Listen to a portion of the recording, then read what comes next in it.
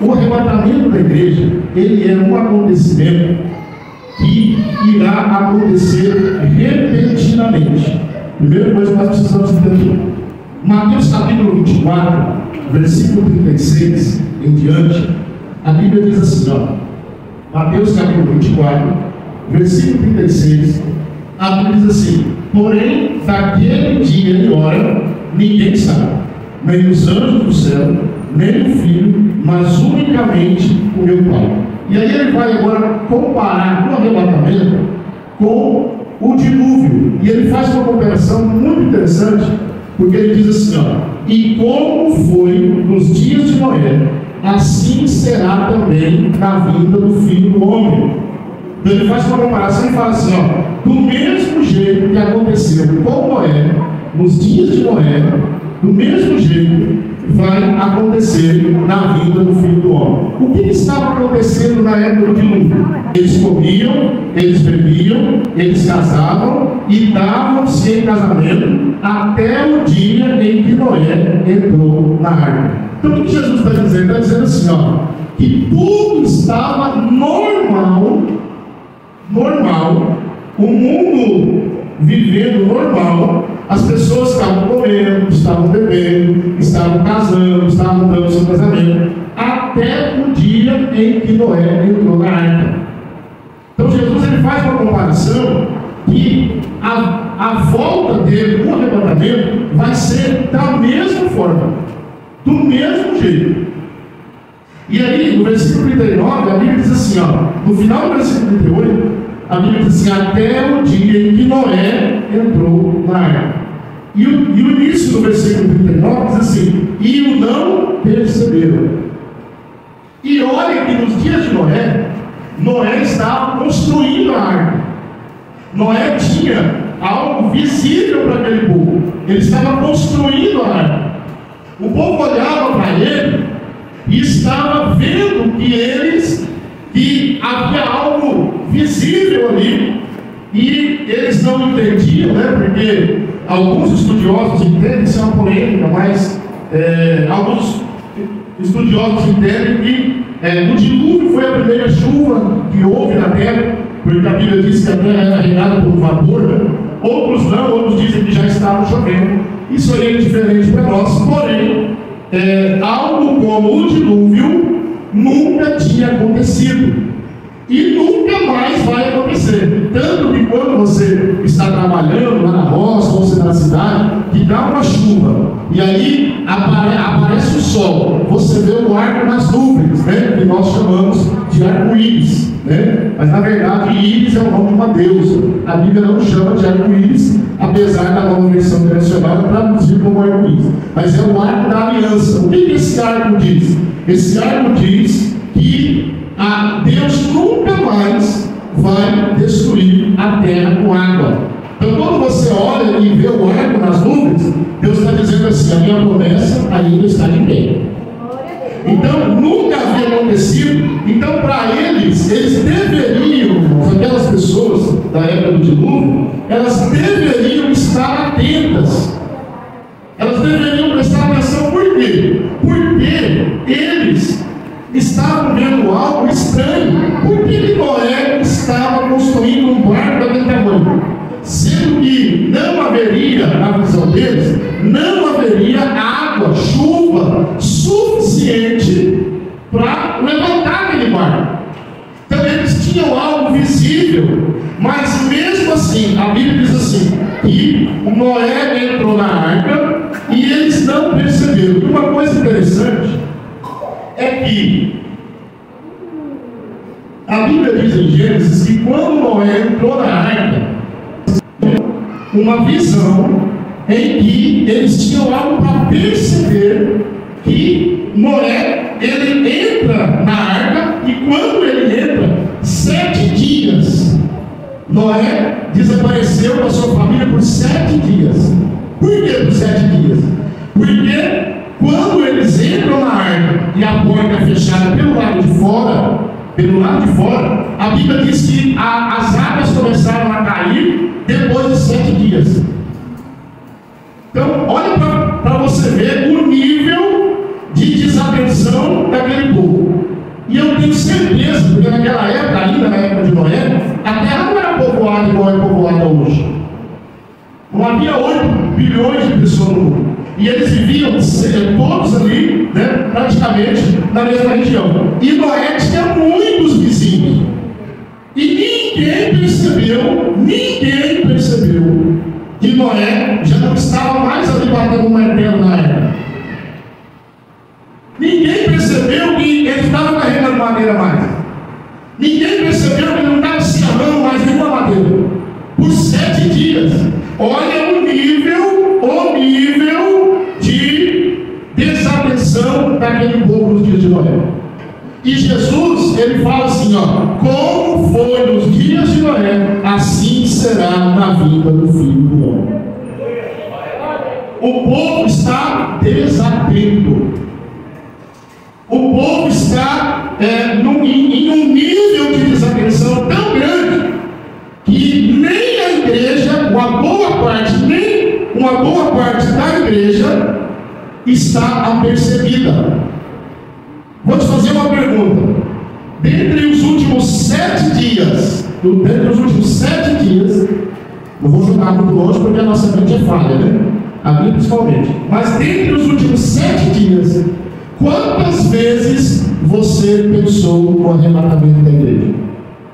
Dos últimos 7 dias para cá. Quantas vezes? Faz uma análise da sua cabeça. Eu estou fazendo aqui na minha. Quantas vezes? De 7 dias para cá, quantas vezes você imaginou: Jesus pode voltar a qualquer momento? Jesus pode voltar e eu preciso estar apercebido. Então, a primeira coisa que nós entendemos é que o arrebatamento será repentino, a qualquer momento. Pode ser agora, pode ser daqui a 10 minutos, pode ser que nós não terminemos esse culto e Jesus volta e arrebata a igreja.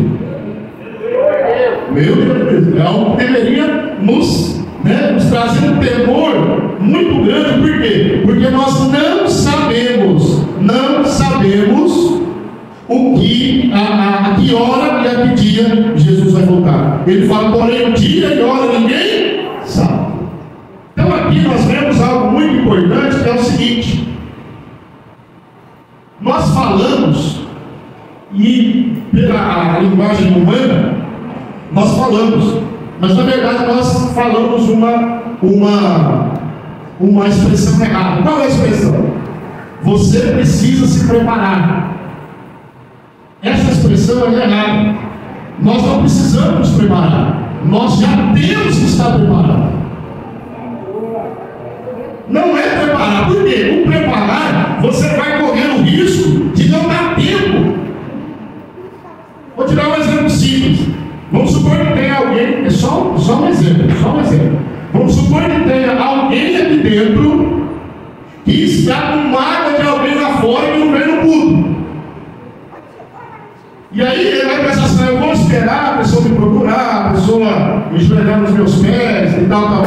Aí depois eu perdoo ela. E se não der tempo? E aí? Então não é me preparar, é estar preparado.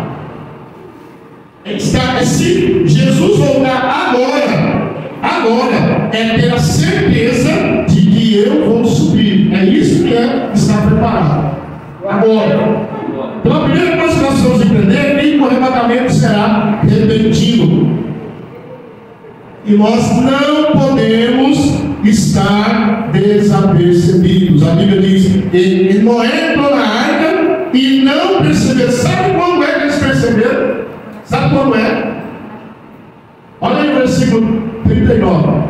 E não perceberam até que veio o dilúvio.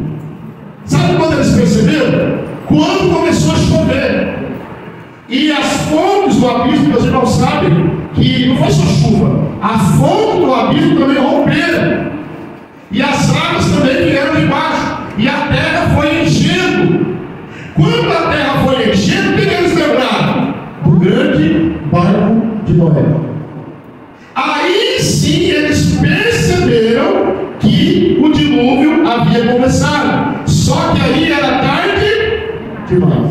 Aí a Bíblia diz que veio o dilúvio e levou a todos. Aí Jesus fala assim, ó, assim será também a vinda do Filho do Homem. Quando ninguém às vezes estiver esperando, Jesus vai voltar e buscar a igreja. E os desatentos, sabe quando eles vão perceber? Quando eles não virem mais a mensagem de culto no grupo. Ela pergunta assim, cara, mas hoje não tem culto, o pastor não mandou nada, o pastor já vai estar no culto lá no céu. Glória a Deus. Sabe quando eles vão perceber? Quando eles vierem aqui no dia de culto e a porta estiver fechada. Ou os desviados estiverem aqui dentro, né? E aí, o que aconteceu? Jesus voltou. Aí eles vão perceber que Jesus voltou. Então nós temos que tomar, irmãos, muito cuidado. A salvação, ela não se perde por qualquer coisa. Nós precisamos desmistificar aquela crença antiga, semelhante, né? Que você levantou, você pensou algo errado, perdeu a salvação. Aí meio-dia você pediu perdão, aí Deus foi lá e escreveu o seu nome de novo. Aí 3 horas da tarde, você pensou, você ligou com um camarada lá na roça. Aí Deus vai lá e apaga. Aí 5 horas da tarde você já se arrependeu. Não, aí Deus vai lá e escreve. Irmão, Deus não faz mais nada se você não ficar pagando, escrevendo. Então a salvação, ela não se perde de qualquer maneira. Porém, ela é cabível de perda. Nós podemos perder a salvação. E nós podemos perder a salvação e depois chorarmos amargamente. Lembra Mateus 25? 10 virgens, 10 damas, né? Que representam a iminência da igreja. 5 estavam preparadas e 5 não. Todas elas tinham lamparinas, todas elas eram virgens, porém havia uma diferença. 5 tinham uma reserva de azeite e 5 não tinham. Todas dormiam, até as que tinham azeite elas dormiam, todas. Porém, quando houve, a Bíblia diz assim, está aí no capítulo 25 aí, e ouviu-se um clamor, aí vem o esposo. No versículo 6 do capítulo 25, aí, mas à meia-noite ouviu-se um clamor, aí vem o esposo, saí-lhe ao encontro. Então todas ouviram. Só que tem um porém. As que estavam preparadas, elas pegaram o azeite e acenderam as lâmpadas. E as loucas, elas não tinham azeite. E elas começaram a procurar, né, empréstimo ali com as outras 5. Só que o que elas falam, ó, não tem jeito, por quê? Porque vai faltar para nós. Isso mostra que eu não posso te salvar. A única coisa que eu posso fazer é tentar abrir os teus olhos para a palavra de Deus e te mostrar que isso aqui não é brincadeira. É a única coisa que eu posso fazer. Mas eu não tenho azeite para te dar. Eu não posso dividir o meu azeite com você. É você quem tem que ter azeite. É você quem tem que estar preparado. E aí elas foram comprar. Quando elas voltaram, o que a Bíblia diz? Que a porta havia fechado. Irmão, eu não sei como tem crente que lê um texto desse e não sente pelo menos um arrepio na espinha. Olha o versículo 11, irmão. Olha o versículo 11 do capítulo 25. E depois chegaram também as outras virgens, dizendo: Senhor, Senhor, abre-nos a porta. Elas estão desesperadas, porque elas perderam a festa do casamento. E aí Jesus diz assim, ó, e ele respondendo disse: em verdade vos digo que não vos conheço. Irmãos, isso aqui é muito sério. Isso aqui é muito sério. Esse assunto é um assunto que nós precisamos dar crédito para ele constantemente. Por quê? Porque Jesus pode voltar a qualquer momento. E Deus ele está me inspirando a falar isso. Eu nem estou seguindo as minhas anotações aqui na risca, porque Deus ele está me levando a isso. Por quê? Porque Ele quer despertar a igreja. Ele quer despertar a igreja para entender que Ele está às portas. A qualquer momento Ele pode voltar. Aí alguém diz assim: pastor, mas eu estou na igreja há tanto tempo e até hoje eu escuto que Jesus vai voltar, que Jesus é isso, que Jesus é aquilo, e Ele vai voltar, Ele vai buscar a igreja, mas até hoje eu não vi nada disso. Não vi nada disso. Olha o que diz 2 Pedro capítulo 3. Sabendo primeiro isto, que nos últimos, versículo 3, que nos últimos dias virão escarnecedores, andando segundo as suas próprias concupiscências, e dizendo: onde está a promessa da sua vida? Então a Bíblia diz que as pessoas, elas zombam da promessa. Onde está a promessa? Por que Jesus ainda não veio? E eles continuam: porque desde que os pais dormiram, todas as coisas permanecem desde o princípio da criação. Então a pessoa se tem esse pensamento: por que Jesus ainda não voltou? Por que Jesus ainda, os crentes dizem que Jesus vai voltar, que Jesus vai voltar? Noé também falava que ele viu de novo, e ninguém acreditou. Noé falava, Noé estava pregando: visivelmente eu estou construindo uma arca porque Deus vai destruir a terra. Deus vai destruir a terra. Eu estou pregando, eu estou dizendo, mas o povo não dá ouvidos. Aí Pedro diz assim: mas meus amados irmãos, versículo 8, não ignoreis uma coisa, que um dia para o Senhor é como 1000 anos, e 1000 anos como um dia. O tempo de Deus não é o nosso tempo. Deus não trabalha com anos, com dias, com meses, com séculos. Já fazem 2000 anos praticamente que Jesus morreu, e nós ouvimos isso na Escritura. Quem já tem mais tempo de crente, ouve desde o começo, crente antes de ser crente. Eu tenho certeza que muitas pessoas aqui, antes de ser crente, já ouviram que Jesus ia voltar. Sim ou não? Até antes de ser crente, nós já ouvimos que Jesus vai voltar. Só que a Bíblia diz assim, versículo 9: o Senhor não retarda a sua promessa, ainda que alguns a tenham por tardia, mas é longânimo para convosco, não querendo que alguns se percam, senão que todos venham a arrepender-se. Sabe por que Jesus não voltou ainda? Porque Ele quer levar o máximo de pessoas possível. Aleluia! Ele quer levar o máximo, Ele quer que o máximo de pessoas se convertam e se arrependam para serem arrebatadas também. Deus não é igual ao homem que ele olha, você vê esses experimentos sociais aí na rede social, né? Muitas pessoas se fingem ali de mendigo, de alguém que está precisando, e as pessoas passam, né? E muitos nem olham. Pega um ou outro lá que para, ajuda, as pessoas nem olham. Deus não é assim. Nós somos assim, infelizmente. Agora estamos bem, estamos salvos, já ouvimos a palavra, já cremos, e beleza. Mas Deus não é assim. Ele quer que o máximo de pessoas se convertam. Então Ele diz assim: não querendo que alguns se percam, senão que todos venham a arrepender-se. Então por isso Ele não voltou ainda. Agora, voltando para Tessalonicenses, capítulo 4. Voltando para Tessalonicenses, capítulo 4. A Bíblia diz que as pessoas na igreja de Tessalônica, elas estavam em dúvida sobre aqueles que haviam morrido em Cristo. Então eles estavam ignorantes, olha o versículo 13, ignorantes acerca dos que já dormiram, ignorantes no sentido de falta de conhecimento, não ignorante do cara ignorante, né?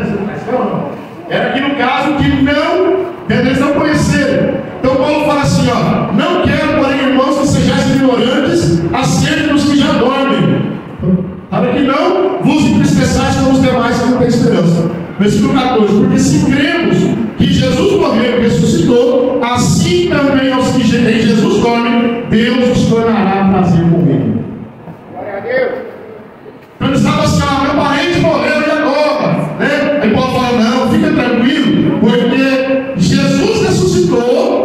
E aqueles que dormem, no sentido não de dormir, igual a Cristo fala, né? Que morreram no Senhor, eles ressuscitarão. Ele vai continuar. Ele vai continuar. O versículo 15 ele diz assim: dizemos, pois, isto pela palavra do Senhor, que nós, os que ficarmos vivos para a vida do Senhor, não precederemos os que dormem. Ou seja, quando Jesus voltar, os que estiverem vivos, eles não vão ser transformados primeiro. Quem vai ser ressuscitado, que vai ser transformado e ressuscitado, são os que morreram em Cristo. Aquele parente seu que morreu em Cristo, seu pai, sua mãe, seus irmãos, um amigo, irmão da igreja, né, que não é parente de ninguém, que está lá nos seus restos mortais, estão lá no cemitério. Quando a trombeta soar, a Bíblia diz que eles vão ressuscitar primeiro. Vão sair dos seus túmulos com corpos transformados. Então não precisa preocupar com alguém que morreu em Cristo, porque ele está sendo guardado para o dia da ressurreição.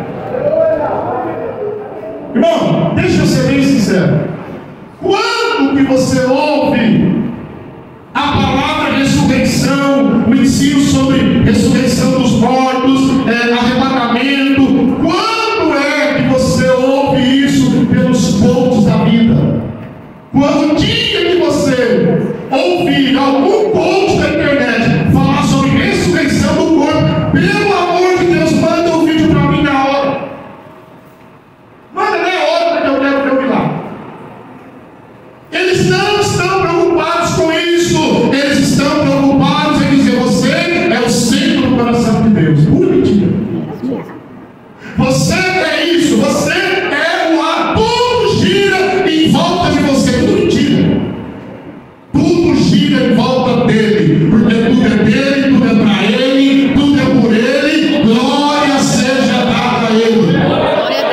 Aleluia. Tudo é dele, é para ele, é por ele, é de tudo. Todas as coisas giram em torno dele.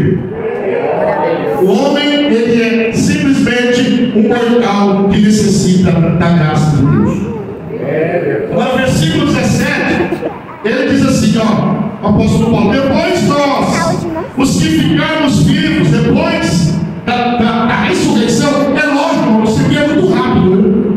Não tem como a gente saber o tempo que vai ser entre a ressurreição e o arrebatamento dos vivos. Nós não sabemos. Sabemos que eles vão ressuscitar primeiro. E aí Paulo fala assim, ó: depois nós, os que ficarmos vivos, seremos arrebatados juntamente com eles nas nuvens. Aleluia! A encontrar o Senhor nos ares. Jesus vai estar nos esperando nos ares, e a igreja, os mortos já ressurretos e os vivos transformados subirão ao encontro dele nos ares. Glória a Deus. Você pode verificar a Deus? Esse dia pode chegar a qualquer momento. A trombeta tocar, os mortos ouvirem, serem ressuscitados e nós sermos arrebatados e subiremos, estaremos com o Senhor. Aleluia. Agora, uma coisa interessante aqui é que Paulo, ele olha o termo que Paulo usa. Olha o termo: depois nós, os que ficarmos vivos. O que Paulo quer dizer com isso, gente? O que Paulo quer dizer com isso? Ele quer dizer o seguinte, ó: eu creio que Jesus vai voltar na minha geração. É isso que ele quer dizer. Nós, os que ficarmos vivos, quer dizer, eu creio que, eu não sei quantos anos Paulo tinha aqui, mas ele não era mais um adolescente, um jovem, eu não sei quantos anos, mas ele diz assim, ó: eu creio que ele vai voltar ainda na minha geração, e eu vou ser transformado, e eu vou estar vivo quando ele voltar. Sabe o que é isso? É isso. Isso significa que o arrebatamento estava constantemente na mente de Paulo. Eu acredito que Paulo pensava no arrebatamento praticamente todos os dias da sua vida, e ele acreditava que iria acontecer naquela época. E essa aqui é uma das provas de que o arrebatamento arrebatamento é pré-tribulacional. Por quê? Porque Paulo acreditava que ele seria arrebatado. E a terra, na época de Paulo, não estava passando pela grande tribulação. Ela nunca veio ainda. Porque Jesus fala assim, ó, que esse tempo, nunca houve um tempo igual. E nunca haverá depois dela. São 7 anos que nunca aconteceram. Coisas que nunca aconteceram. E depois nunca acontecerá. Então isso é a prova que Jesus vai buscar a igreja antes da grande tribulação. Eu creio assim. Glória a Deus. Porque assim, irmão, vamos ser sinceros, pela lógica, sofrer aquilo que nós estamos sofrendo nessa terra, e ainda tem que enfrentar 7 anos de tribulação, aí não dá, não é, Luiz? Aí não dá. Então nós precisamos crer. Jesus falou assim, ó, o Paulo, melhor dizendo, escreveu aos Tessalonicenses, ele diz que a igreja, ela vai ser guardada da ira futura.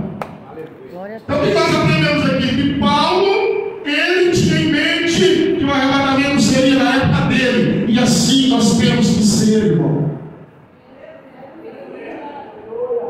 Eu sei que, e eu não sou radical ao ponto de dizer que você tem que pensar no arrebatamento 24 horas por dia, você não vai pensar em mais nada.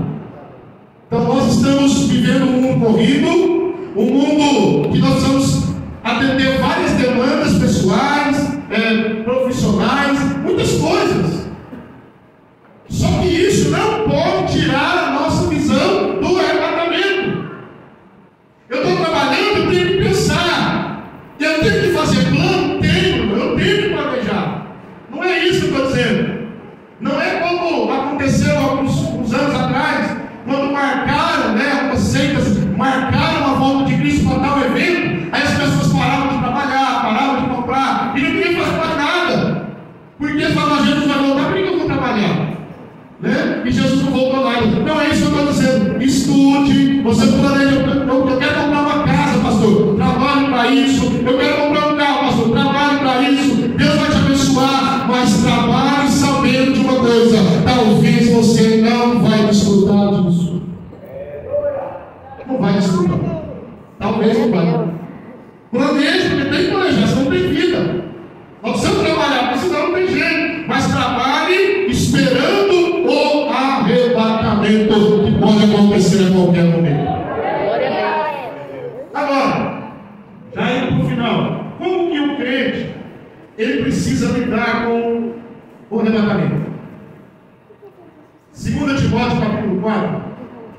2 Timóteo capítulo 4. 2 Timóteo capítulo 4. Versículo 8.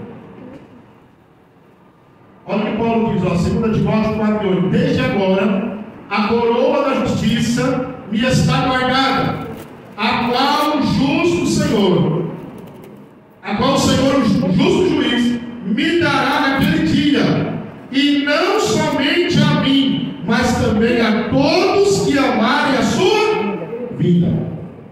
Então Paulo está dizendo assim, eu vou receber a coroa da justiça, ela está guardada para mim, mas não é só para mim, é para todos os que amarem a sua vida. Então o crente deve viver amando, esperando, ansiando pela vida do Senhor. Eu conheço uma pessoa, nós conhecemos a minha família, minha esposa, eu, uma irmã, que ela fala assim, eu não gosto nem de, quando eu faço aniversário, eu não gosto nem de que me deseja muitos anos de vida, porque eu não quero mais muitos anos de vida nessa terra. Mas é um costume, né? Educação, né? Deus abençoe, Deus tem muitos anos de vida. Mas na verdade, eu também não quero não. Paulo fala assim, quando ele escreve aos Filipenses, eu não sei o que eu devo escolher. Se é estar na carne, é ficar aqui no corpo e trabalhar um pouco mais, ou se é ir para a glória e estar com o Senhor, que é muito melhor. A Bíblia diz. Muito melhor. Mas mesmo assim, ele escolhe ficar aqui e teria que trabalhar mais. Olha a frente desse homem. Mas estar com o Senhor é muito melhor do que estar aqui. Sabe por quê? A Bíblia diz assim, que quando Jesus voltar, nós estamos lendo aqui, no texto de Tessalonicenses, que nós vamos subir servir até as lutas com ele. E aí o versículo 17 no final diz assim, ó: e assim estaremos para sempre com o Senhor. Aleluia. É isso aí, irmã Margarida e irmã Nezinha. Glória a Deus, é isso aí mesmo. As irmãs estão esperando há quantos anos? E Jesus, a qualquer momento, Ele pode voltar. E nós esperamos o Senhor, e nós estaremos com Ele para sempre. Irmão, não é aquela viagem que você vai, né? Os irmãos aqui tem muitos parentes que moram no Maranhão ainda. E aí você vai, né? E vai numa viagem, e aí você fica alguns dias, desfruta ali da família, né? Que é uma bênção, mas infelizmente tem que voltar. A vida do Senhor não é assim. A Bíblia diz: nós estaremos para sempre. Para sempre. Não vamos voltar aqui mais, gente. Nós vamos estar com Ele para sempre. Quem tem essa esperança, levanta a mão. Glória a Deus. Senhor. Então nós precisamos vigiar, porque Ele está voltando. Aleluia. Mateus capítulo 25, versículo 13. Mateus capítulo 25, versículo 13. Olha o que a Bíblia diz: vigiai, pois, porque não sabeis o dia e nem a hora em que o Filho do Homem há de vir. Se você puder ficar de pé, lutar, Senhor, onde for necessário. Tira um minutinho para você orar.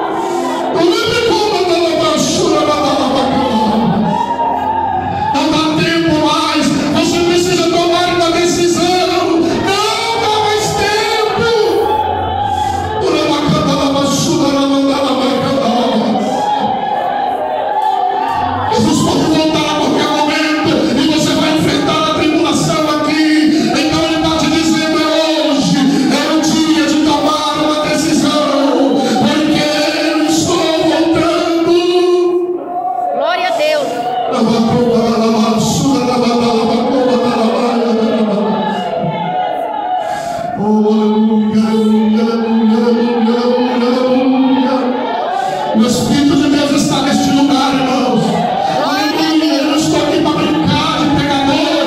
Eu estou dizendo que Deus está falando conosco. E o Espírito dele está em nosso meio. Ele está colocando um temor em nosso coração. Aleluia. Ele está colocando temor em nosso coração. Ele está colocando temor em nosso coração. Glória.